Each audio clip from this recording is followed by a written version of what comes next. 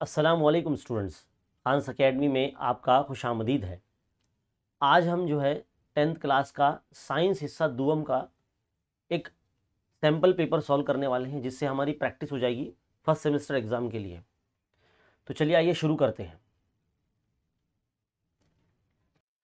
तो बच्चों, अब आपके सामने जो पर्चा नज़र आ रहा है, ये साइंस हिस्सा दुअम का फर्स्ट सेमेस्टर का एक पर्चा है, सैम्पल पेपर है। ज़रूरी नहीं है कि यही पर्चा आपकी जो है फर्स्ट सेमेस्टर एग्ज़ाम में आए, लेकिन अगर ये पर्चा आप हल करते हैं तो इस पर्चे को हल करने से आपको मुहासिबा हो जाएगा कि आपको साइंस 2 में कितना आता है, आपको कितना याद है। तो चलिए आइए पेपर सॉल्व करके प्रैक्टिस करते हैं। सबसे पहला सवाल नॉर्मली हमारा 5 मार्क्स का होता है, जिसमें कसीर मुतबादिल सवाल पूछे जाते हैं, जिसमें 4 ऑप्शन होते हैं। जैसे कि पहला सवाल है, ग़िज़ाई ज़ंजीर में नबातात किस सतह पर होते हैं। अब ये 8वीं जमात से हम पढ़ते आ रहे हैं कि अवलियन तग़ज़िया सतह जो होती है वो नबातात की होती है। तो यहाँ पर जो है ऑप्शन सी जो होगा बच्चों, हम यहाँ कह सकते हैं, चलिए मैं इसको मार्किंग कर लेता हूँ, है ना। ऑप्शन सी जो है हमारा सही जवाब है, अवलिन तग़ज़ियाती सतह। इसके बाद है नंबर 2, मरकज़े की तकसीम, जिसे हम कैरियोकाइनेसिस बोलते हैं। इसके कौन से मरहले से तकले नुमा रेशे बनना शुरू होते हैं।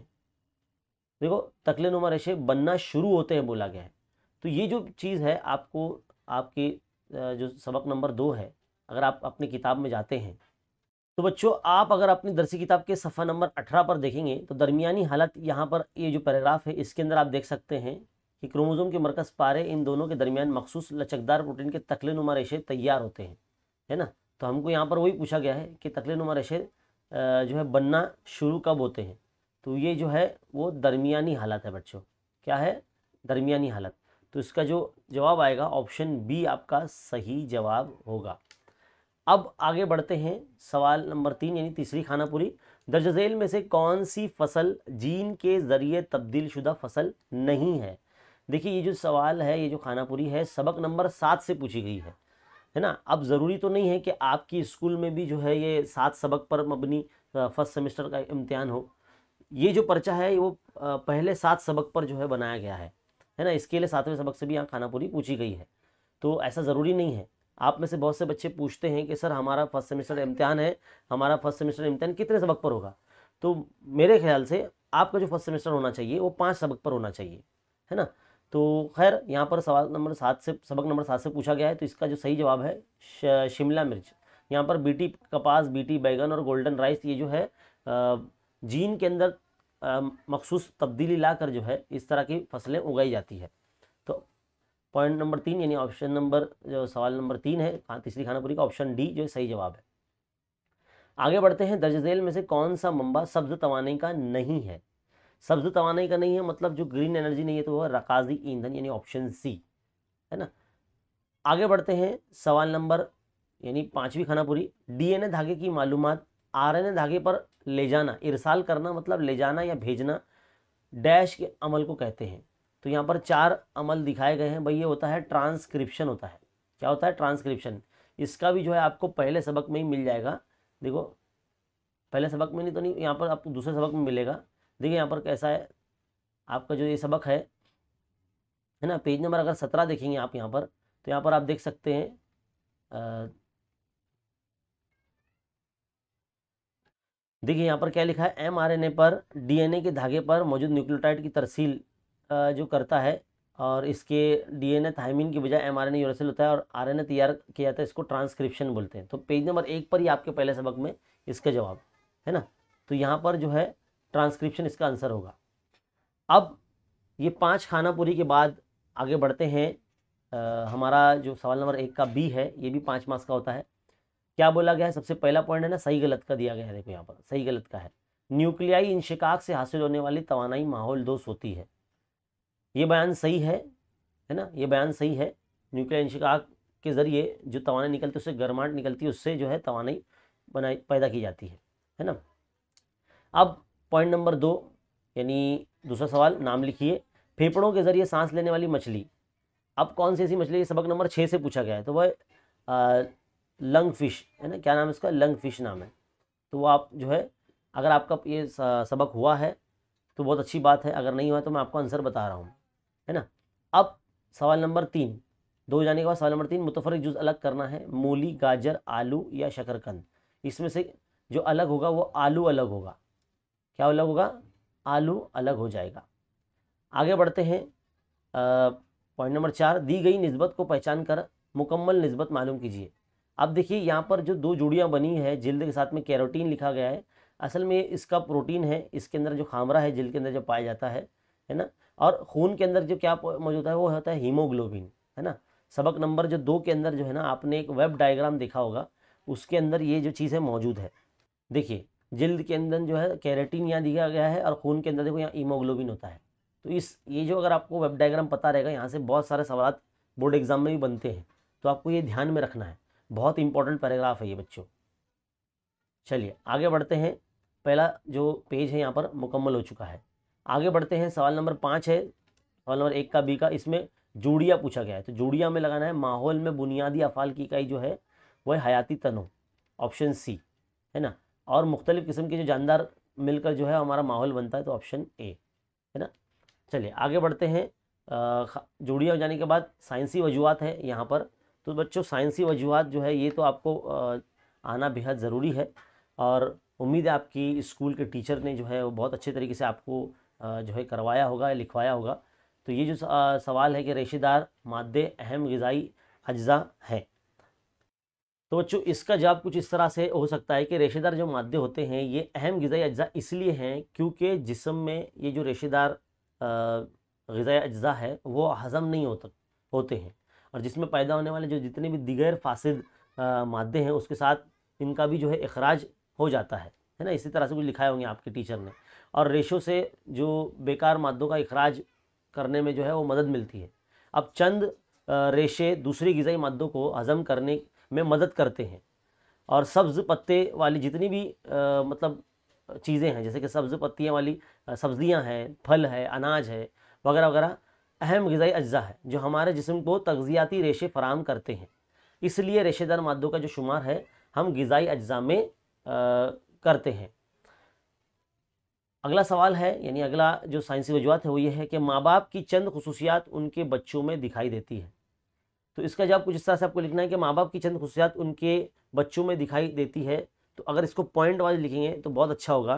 तो कुछ इस तरह से लिखिए कि नर और मादा ज़वाजों के ज़रिए वालिदैन के जो जीन है उनकी औलाद तक मुंतकिल होता है ना।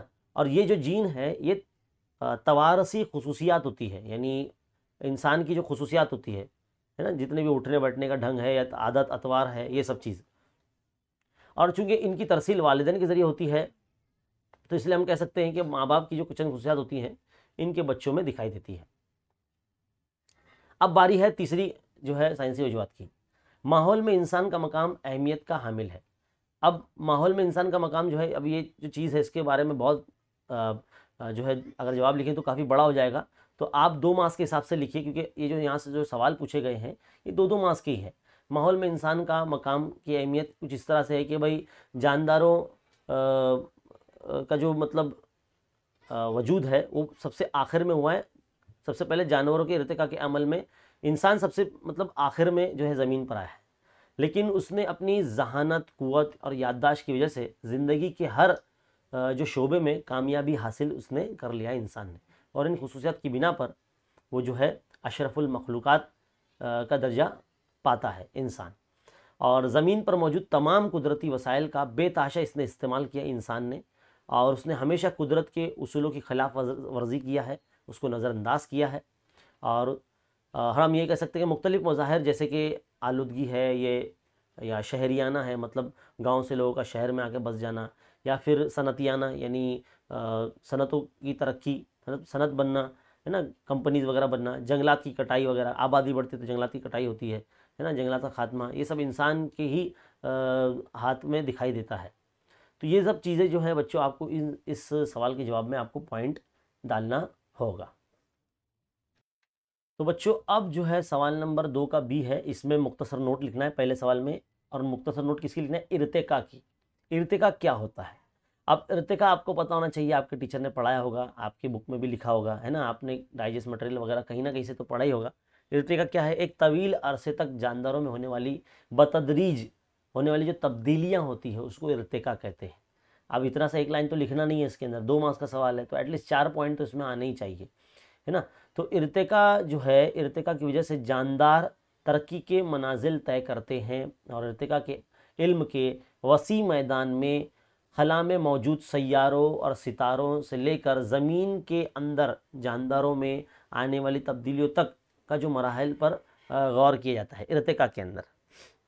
और इर्तिका की वजह से जानदारों की नई जो किस्में हैं वो वजूद में आती है और कुदरती इंतखाबात के नज़रिए के मुताबिक जानदारों की कई नस्लों में इनकी इम्तियाजी खसूसियात जो है मुसलसिल उसमें तब्दीलियाँ नज़र आती है, जिसके वजह से जानदारों का जो वजूद है वो रूह ज़मीन पर कायम रहता है। अगर इतना भी आप लिखते हैं तो आपको जो है 2 मार्क्स पूरे मिलते हैं। आगे बढ़ते हैं, अगला सवाल क्या है? दूसरा पॉइंट है शमसी तवानाई के फ़ायदे। तो इसमें कुछ हम इस तरह से लिख सकते हैं कि शमसी तवानाई, ये जो सूरज से हासिल होने वाली जो तवानाई है, ये एक ऐसी तवानाई है जो माहौल दोस्त तवानाई है, कभी ना ख़त्म होने वाली तवानाई है। इससे जो है आलूदगी जो है बिल्कुल नहीं फैलती है और बरकी तवानाई पैदा करने के दौरान जो है किसी भी किस्म के ईंधन का जो है एहतराक इसमें नहीं होता है, इसलिए किसी भी किस्म की आलूदगी इससे होती नहीं है। तो शमसी तवानाई का फ़ायदा कुछ इस तरह से हम बयान कर सकते हैं। अच्छा, आगे बढ़ते हैं। हमें बोला गया है सवाल नंबर 3, हयाती तनु की अक़साम लिखिए और उसकी मिसाल दीजिए। तो देखो बच्चों, अगर आप अपने दरसी किताब के सफ़ा नंबर 42 पर यानी सबक नंबर 4 में जब आ जाते हैं तो माहौली जो तनु है और उसकी जो तारीफ़ आपको यहाँ पर मिल जाएगी, है ना। यहाँ पर आप पढ़कर जो है उसे याद करके, यानी जितने भी सवालात इस पर्चे में जो है पूछे गए हैं, इसी की भी अगर आप प्रैक्टिस करते हैं तो इसी किस्म के जो सवालात हैं आपको बोर्ड एग्ज़ाम में भी देखने को मिलेंगे और आपके स्कूल के इम्तिहान में भी देखने को मिलेंगे, है ना। तो ये जो हम बता रहे हैं इसकी जो है खूब मश्क कीजिए। सबसे पहले तो आप देखिए कि हयाती तनु क्या होता है ना। यहाँ पर इसकी जो है डेफिनेशन लिखी हुई है, तारीफ़ लिखी हुई है और उसकी जो 3 किस्में हैं, जीनी तनु, ग्रोही तनु और माहौली निज़ाम। अब ज़ाहिर सी बात है, ये जो सवाल है 2 मार्क्स के लिए बोला गया है तो आपको एक लाइन जो है तारीफ़ का लिखना है और एक लाइन यहाँ से लिखना है, एक लाइन यहाँ से लिखना है और एक लाइन यहाँ से लिखना है ना। जीनी तनु में आप इतनी सी एक लाइन लिख देंगे कि जमात के जानदारों में पाए जाने वाले तनु को जीनी तनु बोलते हैं। ग्रोही तनु क्या हो जाएगा कि कुदरत में जानदारों के बेशुमार ग्रुप आए दिखाए जाते हैं, इसको ग्रोही तनु बोलते हैं। और माहौल निज़ाम में तनु, तो ये इसमें एक ही लाइन आपको लिखना है क्योंकि 2 मार्क्स का सवाल है ना। तो यहाँ पर आपको इतना करना है। आगे बढ़ते हैं हमारे अगले सवाल की तरफ। इम्तियाजी फ़र्क लिखना है ऑक्सीजनी तनफ़ुस और गैर ऑक्सीजनी तनफ़ुस में। तो बच्चों, इम्तियाजी फ़र्क जब आप लिखेंगे तो आपको तो है अपने जो है जवाबिया पर्चे पे 2 कॉलम बना लेने होंगे और 2 मार्क्स के लिए बोला गया है तो आपको 2 पॉइंट यहाँ, 2 पॉइंट यहाँ, यानी 2 पॉइंट ऑक्सीजनी तनफ़ुस में और 2 पॉइंट गैर ऑक्सीजनी तनफ़ुस में आपको लिखना होगा। 4 पॉइंट लिखने पर आपको जो है 2 मार्क्स पूरे मिलेंगे।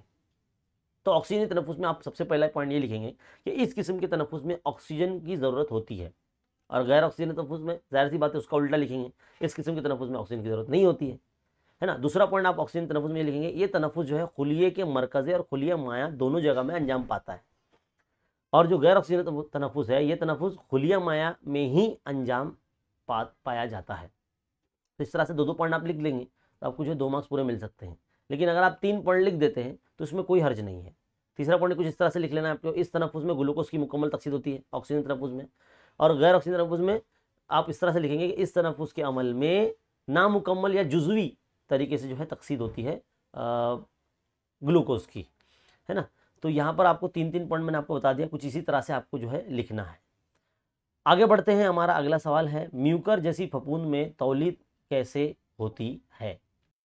तो देखिए बच्चों, जब आप अपनी दरसी किताब के सफ़ा नंबर 25 पर आ जाते हैं तो यहाँ पर देखो लिखा है म्यूकर जैसी फफूंद का जिस्म रेशेदार होता है, इसमें बजरेदान होते हैं, बजरेदान में बजरे तैयार होते रहते हैं, उसके बाद बजरेदान जो है फट जाता है और तमाम बजरे आज़ाद हो जाते हैं, गर्म और मरतूम जो है मकाम पर उपजने लगते हैं, इनकी खासियत है और इनमें से नई फफूंद तैयार होती है। तो इस तरह से आपको जो है ये म्यूकर फफूंद के बारे में लिखना है। अब बारी आती है सवाल नंबर 3 की। सवाल नंबर जो 3 होता है ये 15 मार्क्स का होता है, इसमें हर सवाल 3 मार्क्स के लिए होता है, आपको 5 सवाल हल करने होते हैं।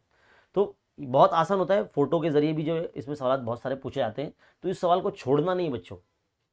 ज़्यादा से ज़्यादा जितने भी फोटो वाले जो सवालात है वो पूरे आप पढ़ के जाइए। तो देखो आपके सामने जो सबक नंबर 5 से लिया गया है, ये पवन चक्की इस वक्त आप देख रहे हैं, पंखड़ियाँ लगी हुई है, हवा की तरीके से जो है ये पंखड़ी घूमती है और इससे बिजली पैदा होती है।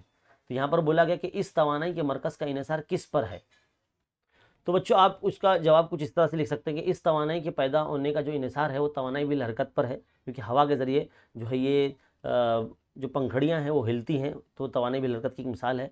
और हवा की इस तवानाई से टरबाइन घूमने से जनरेटर भी घूमता है, और जनरेटर के घूमने से जो है वो बरकी तवानाई पैदा होती है ना। तो हवा के ज़रिए ये तवानाई का इस्तेमाल किया जाता है। और हवा एक ऐसी तवानाई है कि कभी ख़त्म नहीं हो सकती है ना। तो माहौल दोस्त टेक्नोलॉजी है।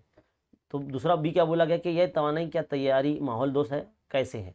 ज़ाहिर सी बात है, मैंने अभी आपको बोला कि भाई ये जो तवानाई है ये माहौल दोस्त है और ये कभी ख़त्म नहीं होती, और इससे माहौल जो है आलूदा भी नहीं होता, क्योंकि हवा जो है हमेशा मुतहरिक रहती है, और जो है हवा एक ऐसी चीज़ है जिससे माहौल जो है आलूदा नहीं होता है।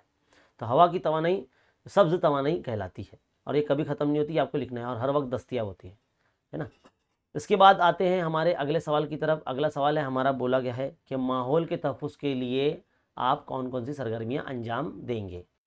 तो बच्चों मेरे हिसाब से आपको जवाब कुछ इस तरह से लिखना चाहिए कि इंसानी सरगर्मी की वजह से जो है आलूदगी पैदा होती है, जैसे कि हवा, पानी, मिट्टी, सूती आलूदगी, तापकारी, हरारती, ये जितनी भी है ये रोशनी और प्लास्टिक की आलूदगी वगैरह मुख्तलिफ़ किस्म की आलूदगियाँ हैं।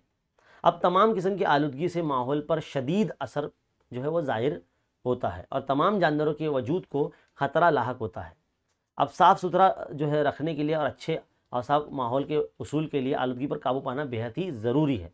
तो सबसे पहले तो पूरे सारे आलूदगी के बारे में बताएंगे, उसके बाद बताना है कि अब हम क्या कर सकते हैं। तो यहाँ पर हम ये कह सकते हैं कि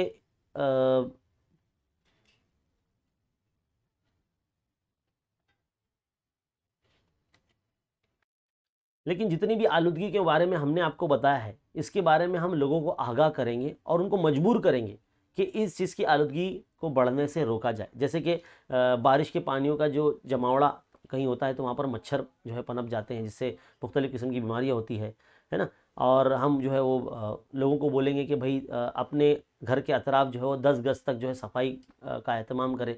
अगर इस तरह से हर कोई जो है अपने घर के अतराफ की सफाई करता रहेगा तो इस तरह से हमारा जो माशरा है, वो माहौल है, वो साफ़ सुथरा रहेगा, है ना। प्लास्टिक की थैलियों के ऊपर जो है हम पाबंदी लगा सकते हैं, उसके ऊपर बैन लगा सकते हैं। वैसे तो हुकूमत ने बैन लगाया ही है, मतलब उस पर रोक लगाई है, क्योंकि प्लास्टिक को जो है हल होने के लिए 1 सदी लगती है ना। उससे ज़मीन बंजर हो जाती है, ज़मीन ख़राब हो जाती है।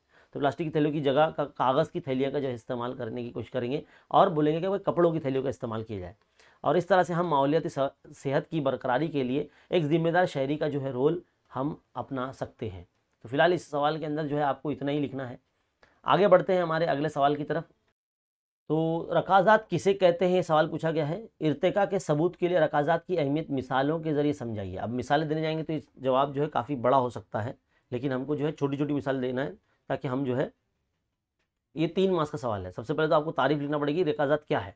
कुदरती आफात के दौरान कसीर तादाद में जानदार हलाक होकर ज़मीन की गहराई में दफन हो जाते हैं। इन जानदारों के जिस्म के जो बाकियात होते हैं, है ना, और जो नकूश होते हैं, जो ज़मीन की गहराई में महफूज हो जाते हैं, इन बाकियात को ही जो है हम रकाज़ात कहते हैं। अब रकाज़ात के अमल को, तरीके अमल को या इर्तिका को समझने के लिए जो है अहम सबूत फराहम करते हैं। सबसे पहले कि देखो, एक आतिशफिशा जो पहाड़ होते हैं उससे निकलने वाले जितने भी लार्वे हैं, ये भी एक तरीके के जानदार के बाकियात ही हैं, और इनके बाकियात और नकूश हमेशा के लिए महफूज हो जाते हैं। इस तरह जो रकाज़ात बनने का जो है अमल होता है।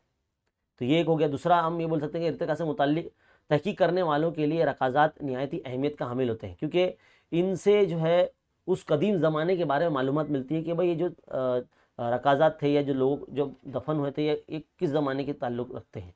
और एक तरीका है कार्बन डेटिंग जिसे कहते हैं, कार्बन पैमाइश जमा जिसे कहते हैं, जिसमें कशरे अर्ज़ की बनावट के मुताबिक अलग अलग गहराई और मुख्तलिफ़ किस्म के जानदारों की रकाज़ात खुदाई करके जो है वो निकाले जाते हैं, और उनकी मिट्टी की जो है तहकीकात की जाती है।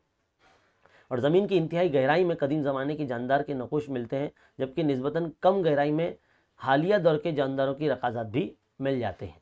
तो इतना आपको जो है लिखना होगा रकाज़ात के बारे में। आगे बढ़ते हैं हमारे अगले सवाल की तरफ। अगला सवाल बोला गया है, क्रेप चक्कर की वजाहत कीजिए। अब क्रेप चक्कर क्या है ये आपको पता होना चाहिए। आपकी दरसी किताब के सफ़ा नंबर, तो बच्चों आपकी दरसी किताब के सफ़ा नंबर 15 पर जो है इस सवाल का जवाब बहुत अच्छे तरीके से आपको मिल जाएगा। यहाँ आप देख सकते हैं जिसने इनकी जो है दरियाफ्त की थी, है ना, उसके बारे में मुकम्मल मालूमात आपको यहाँ पर मिल जाएगी। देखिए पेज नंबर 13 पर जो है शुरुआत इससे होती है कि ये जो दौर है सर हैंस क्रेब ने इस चक्कर का जो है बारे में बताया था, और इसलिए इस चक्कर को क्रेब चक्कर भी कहते हैं। इसे ट्राई कार्बोक्सिलिक एसिड का दौर भी कहते हैं, है ना, और इसे साइट्रिक एसिड का चक्कर भी कहते हैं। ये भी एक जो है इसके अंदर आपको ऐड करना पड़ेगा पॉइंट। और ये जो पॉइंट है इसमें कि इसमें एसिटिल कोएंजाइम ए की सालमात जो है वो तवानिया में दाखिल हो जाते हैं। अब तवानिया कहाँ होता है आपको पता होना चाहिए, खुलिये के अंदर तवानिया, जिसे माइटोकॉन्ड्रिया कहते हैं, है ना, वहाँ अंजाम पाता है, जहाँ पर ऑक्सीजनी तनफुस की मतलब ग्लूकोज की मुकम्मल तकसीद होती है ना। तो इस तामुलात में एसिटिल कोएंजाइम ए की जो सालमात में मौजूद एसिटिल की जो मुकम्मल तकसीद होती है, जिसकी नतीजे में ATP, FADH2, NADH2, H2 और CO2 के सालमात मिलते हैं। ये इतना आपको लिखना है ना, 3 मार्क्स आपको मिलेंगे। अगला सवाल है बच्चों, पेचीदा प्रोटीन किस तरह बनते हैं, इनकी तैयारी के अमल को वजाहत कीजिए। अब इस सवाल का जवाब के लिए आपको सबक नंबर जो 1 है देखना पड़ेगा। सबक नंबर 1 के अंदर आपने देखा प्रोटीन की तारीफ के जो मरहले होते हैं, जिसमें हमने ट्रांसक्रिप्शन, है ना, ट्रांसलोकेशन, ट्रांसलेशन, ये जो पढ़ा है, यही चीज़ जो है हमको इसके अंदर लिखना है। ये सब तमाम जो है वो पेचीदा प्रोटीन ये तैयार होते हैं। देखो यहाँ लिखा हुआ है, तो यहाँ पर जो है आपको इस तरह से कुछ 3 मार्क्स के हिसाब से जो है इसको लिखना पड़ेगा, जिसके अंदर आपको पूरा ट्रांसक्रिप्शन, ट्रांसलेशन और ट्रांसलोकेशन, ये तीनों की जो इस्तिलाहत है एक साथ आपको लिखकर बतानी होगी, तब जाके जो है आपको इस सवाल के अंदर जो है 3 मार्क्स मिलेंगे। तो यही इस तरह की वजाहत हो जाएगी। आगे बढ़ते हैं अगले सवाल की तरफ। इसमें बोला गया दरअसल अलामत क्या ज़ाहिर करती है, इन अलामत के बारे में अपनी राय दीजिए। बच्चों यहाँ पर जो सबसे पहली अलामत आपको नज़र आ रही है ना, ये पहली अलामत जो है इसका मतलब होता है कम इस्तेमाल और दोबारा इस्तेमाल या दोबारा चक्कर, है ना, 3 आर मंतर इसको बोलते हैं। 3 आर मंतर की निशानी है ये, और इस पैगाम का इजहार किया जा रहा है आजकल के ज़माने में कि कुदरती वसाइल का इस्तेमाल के सिलसिले में ये एक अहम मंतर माना जाता है। और दूसरी अलामत जो है ये ज़ाहिर सी बात है पानी का एक बूंद है जो नल को बंद कर रहा है, तो ये पानी का बचत का पैगाम दिया जा रहा है। और जो तीसरी अलामत है ये सोलार पैनल है, ये कोई पानी का गिलास नहीं है, या ये आप कोई स्टैंड ना समझे आप, ये असल में वो हम कहते हैं ना सोलार पैनल जिसे कहते हैं, शमसी तवानाई का जो एक पैनल होता है, शीट होती है, वो है ये। तो तीसरी अलामत जो है ये शमसी तवानाई के ज़्यादा से ज़्यादा इस्तेमाल करने पर लोगों को पैगाम इरसाल किया था ये निशानी के ज़रिए, है ना। तो बड़े शहरों में और गांव में जो पानी का मसला है ना, जो शदीद तर होता जा रहा है, पानी कमी, कहत साली जैसे हालत से निपटने के लिए पानी का कम से कम इस्तेमाल किया जाना चाहिए। और ये जो है तीसरा, ये है शमसी तवानाई का तजदीदी और मुतबादिल ज़रिया है ये, और ये भारत जैसे मुल्क में आसानी से दस्तयाब भी है। और शमसी तवानाई के इस्तेमाल से हम आलूदगी पर काबू पा सकते हैं, है ना, कुछ हद तक, और धीरे धीरे जो है आलूदगी ख़त्म भी कर सकते हैं।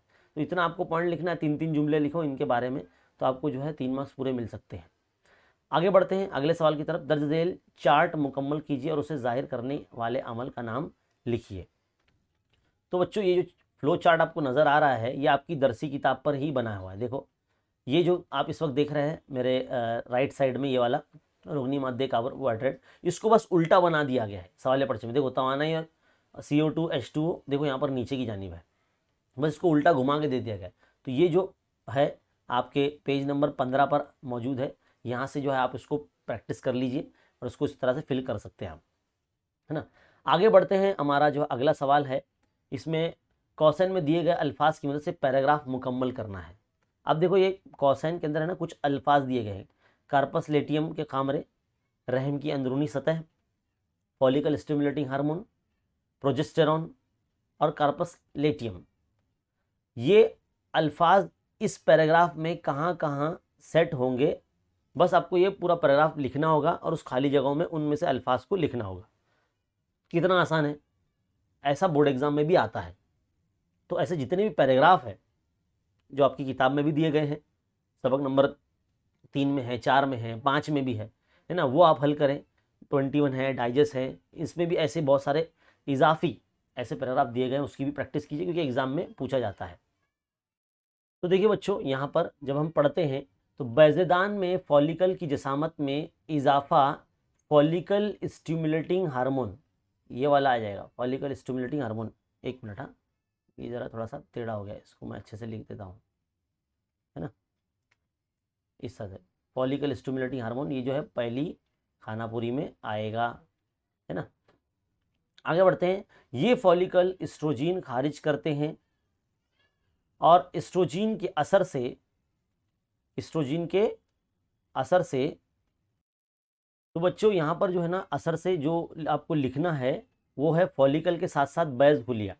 तो यहाँ पर बैज हुलिया का जो ऑप्शन ही नहीं दिया गया है, ये थोड़ा सा अधूरा सा पैराग्राफ आपको दिया गया है, लेकिन जो बच्चा किताब पढ़कर जाएगा अच्छे तरीके से तो उसको पता चल जाएगा यहाँ पर क्या आएगा। तो यहाँ पर आपको लिखना गया है फॉलिकल के साथ साथ बैज हुलिया में नशोनुमा होती है, और फिर बाद में ल्यूटिनाइजिंग, यहाँ पर क्या आएगा, यहाँ पर आएगा ल्यूटिनाइजिंग। ल्यूटिनाइजिंग मुहर्रिकात की वजह से मुकम्मल नशोनुमा पाई जाने वाली फॉलिकल फूलती है और बैज खुलियात बैज़ से बाहर आते हैं, और फॉलिकल के बाकी मांदा हिस्सों से कार्पस लेटियम खामरे, है ना, कार्पस लेटियम ये वाला आएगा यहाँ पर, ये वाला है ना, कार्पस लेटियम यहाँ पर आएगा, तैयार होता है, और वो एस्ट्रोजन और प्रोजेस्टेरॉन ये इधर पे आ जाएगा, मुहर्रिकात खारिज करता है। इस मुहर्रिकात के ज़ेर असर डैश गुदूद, यानी यहाँ पर रहम की अंदरूनी सतह, यहाँ पर क्या आएगा, रहम की अंदरूनी सतह यहाँ पर आएगा, ये गुदूद रुतूबत खारिज करना शुरू करते हैं और तनसीब जो के काबिल हो जाते हैं। यहाँ भी ये जो पैराग्राफ है ये आपका हैज़ का जो दौर का जो पैराग्राफ है वहाँ से लिया गया है। अगर आपने हैज़ का दौर बड़ा अच्छे तरीके से पढ़ा होगा सबक नंबर 3 में, तो आप ये पैराग्राफ बहुत अच्छे तरीके से कंप्लीट कर सकते हैं। ये जो है प्रिंटिंग में थोड़ा सा कट करके दिया गया है और यहाँ पर बहुत सारे पॉइंट भी आपको नहीं दिए गए हैं, तो जिसने वो पैराग्राफ पढ़ा है वही इसको सॉल्व कर सकता है। अब यहाँ सवाल नंबर 3 जो है कंप्लीट हो जाता है, मुकम्मल हो जाता है। अब बारी है सवाल नंबर 4 की। सवाल नंबर 4 में असल में कोई एक करना होता है, 2 सवाल पूछ जाते हैं, और ये जो सवाल होता है ये 5 मार्क्स का एक सवाल होता है। तो देखिए क्या पूछा गया है। तो बच्चों दर्ज झेल ये जो खाका है ये मुख्तलिफ हिस्सों के नाम लिखने हैं। इसमें फूल नज़र आ रहा है आपको, फूल के हिस्से लिखना है। जो आपके सबक नंबर जो आपका 3 है इसके अंदर पेज नंबर 26 पर आप ये देख सकते हैं, ये आपको हिस्सों के नाम याद रखने पड़ेंगे, है ना। ये एक ऐसा फूल है जिसके अंदर नर हिस्सा और मादा हिस्सा दोनों साथ में है ना। अब देखो मादा हिस्सा क्या है, ये है कलगी, नाला गुल, प्याले गुल, बैज़दान, और नर कोट जो है मतलब नर हिस्सा जो है वो बैज़दान या बजरा जिसे हम कहते हैं, और ये ज़र रेशा जिससे डंडी जो बनी हुई है जिससे ज़ेरे जुड़े हुए हैं ये मेल हिस्सा है ना। तो ये आपको पूरे नाम लिखने पड़ेंगे। पंखड़ी है ना जिसको ताजे गुल बोलते हैं, ये नाए गुल जिसे मोसली भी कहते हैं ये भी लिखना है आपको, है ना। प्याले गुल जिस पर अंखड़ी जिसको कहते हैं, जिस पे पूरा फूल टिका हुआ होता है ना। फूल की डंठल आपको बतानी होगी। तो इस तरह से आपको पूरा इसमें लिख कर बताना होगा, बिल्कुल उतनी ही जगह छोड़ी गई है। तो फूल का मुशाहिदा कीजिए, बोर्ड एग्जाम में भी आपको पूछा जा सकता है। अब बारी आती है अगले सवाल की, जो कि आखिरी सवाल है इस पर्चे का, वो है शमसी हरारती बिजली घर का नामजद खाका बनाइए। शमसी हरारती बिजली घर के मुख्तलिफ मराहल को जाहिर करने वाला रवां खाका तैयार कीजिए। तो बच्चों इस सवाल का जो जवाब है आपको आपकी दरसी किताब के सफ़ा नंबर 56 और 57 से जो है आपको मिल जाएगा। यहाँ पर आप जो है इसकी मालूमात पढ़ें, और 5 मार्क्स के लिए आपको लिखना है, ये रवा खाका भी आपको बनाना है, किस तरह से जो तवानाई जो है बरकी तवानाई में तब्दील होती है ना, और किस तरह से जो है ये चार्ज होते हैं और तवानाई को स्टोर किया जाता है और फिर इस्तेमाल में लाया जाता है, कितने वाट की जो तवानाई है इससे जो है तैयार होती है, और क्या क्या चीज़ें उससे जो है कितने रकबे तक फैला होता है, कितनी उसकी लंबाई होती है, हर रकबे के लिहाज से मतलब जगह के लिहाज से कितनी तवानाई पैदा होती है, ये सब मतलब मुकम्मल मालूमात जो है आपको इसमें लिखनी होगी। तो 5 मार्क्स का सवाल है तो उस हिसाब से आपको लिखना भी होगा। आपके पास जो भी स्टडी मटेरियल है, सबसे पहले तो आपके पास किताब है, सबसे अच्छी बात है, तो किताब का सही इस्तेमाल करें, है ना। किताब से जो है आप बखूबी पढ़ें, ताकि आप अगर आप किताब से कोई चीज़ समझ में नहीं आ रही है तो दूसरी चीज़ का भी जो है आप सहारा ले सकते हैं, जैसे 21 डाइजेस्ट है, या आपके पास जो है नवनीत की जो डाइजेस्ट है जो नॉर्मली मार्केट में मिलती है, या फिर आपके टीचर्स ने भी जो आपको नोट्स दिए होंगे, तो उसका सही इस्तेमाल करके एक निचोड़ जो होता है उसका आप यहाँ पर लिख सकते हैं। तो फिलहाल यहाँ पर सवाल नंबर 4 जो है आखिरी सवाल है इस पर्चे का, और यहाँ पर जो है ये पर्चा मुकम्मल हो जाता है। और ये साइंस हिस्सा दुअम का पर्चा है। फर्स्ट सेमेस्टर के लिहाज से हमने आपको प्रैक्टिस के लिहाज से ये जो बताया है, तो आप भी जो है इस पर्चे को डिस्क्रिप्शन में दिए गए लिंक से जो है डाउनलोड कर सकते हैं। मेरी वेबसाइट पर आप जब जाएंगे 10th क्लास क्वेश्चन पेपर के अंदर जो है आपको ये जो पर्चा है फर्स्ट सेमेस्टर के सेक्शन में साइंस 2 के अंदर आपको जो है मिल जाएगा। तो आप वहाँ से डाउनलोड कर सकते हैं, इसकी प्रैक्टिस कर सकते हैं, इसका प्रिंट आउट निकाल सकते हैं। तो फिलहाल बच्चों इस वीडियो को लाइक कीजिए, शेयर कीजिए, अपने दोस्तों में इसको शेयर कीजिए, ताकि जो है बच्चों का भी जो है वीडियो देखकर याद हो सके। हमने जिस तरह से आपको आंसर्स बताए ना, जिस तरह से हमने आपको सॉल्व करवाया, इससे आपकी प्रैक्टिस हो सकती है। और जितना ज़्यादा आप प्रैक्टिस करेंगे आपका पर्चा उतना ज़्यादा अच्छा होगा, है ना। तो आपके इम्तिहान के लिए आपको ऑल द बेस्ट। इसी तरह से देखते रहिए, सीखते रहिए और बने रहे खानसा अकेडमी के साथ। हमारे चैनल को सब्सक्राइब ज़रूर कर लीजिए। डिस्क्रिप्शन में जो है लिंक दे रखा है हमारे टेलीग्राम ग्रुप का और हमारे टेलीग्राम चैनल का, दोनों को ज्वाइन कर लीजिए। वहाँ पर आपको अपडेट पूरी मिलती रहती है। तब तक के लिए देखते रहिए, सीखते रहिए, बने रहे खानसा अकेडमी के साथ। शुक्रिया।